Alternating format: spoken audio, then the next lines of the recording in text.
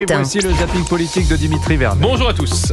Il n'est plus minuit moins le quart, mais 23h59. Alors justement. Donc il n'est pas minuit moins le quart, oui. Je dirais presque qu'il est minuit moins une. On est à minuit moins le quart. Je suis pas sûr que ce soit le moment pour se faire plaisir avec des formules.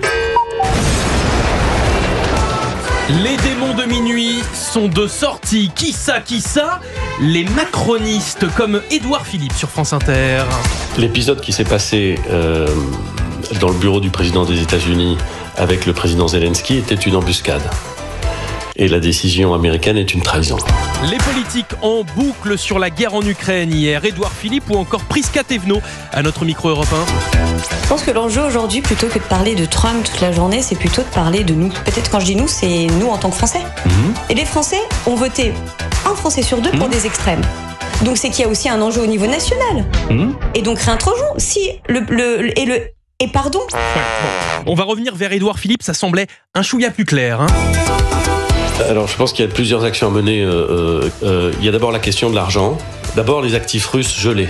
Vous avez des gens, et je fais partie de ceux-là, qui disent qu'il faut désormais passer à une étape supérieure et il faut faire en sorte que ces actifs gelés soient mis totalement à la disposition. Donc il faut prendre les 300 milliards.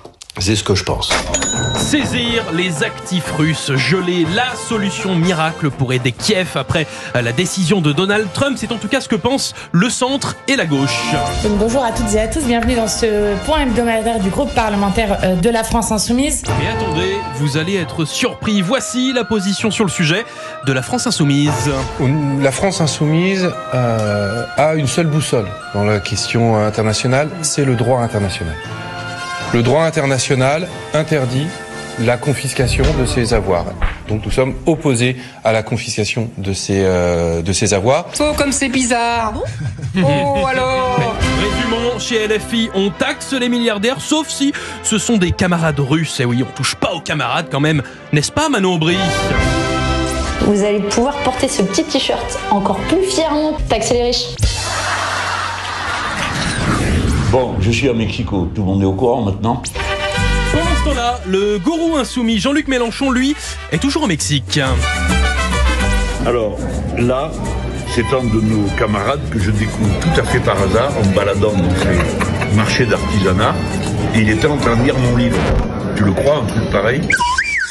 Bon, apparemment, on s'est joué du pipeau au Mexique. En tout cas, il faut reconnaître qu'il a su s'adapter. Tellement bien qu'on pourrait presque le confondre avec un local. Presque. Los señoritos y las señoritas profesor que saben de todo y lo que hay que hacer, bla bla bla bla bla bla bla. Oui, presque, je vous ai dit. Mexique, l'Eldorado de Jean-Luc. Alors, laissons-le profiter du dépaysement indéfiniment.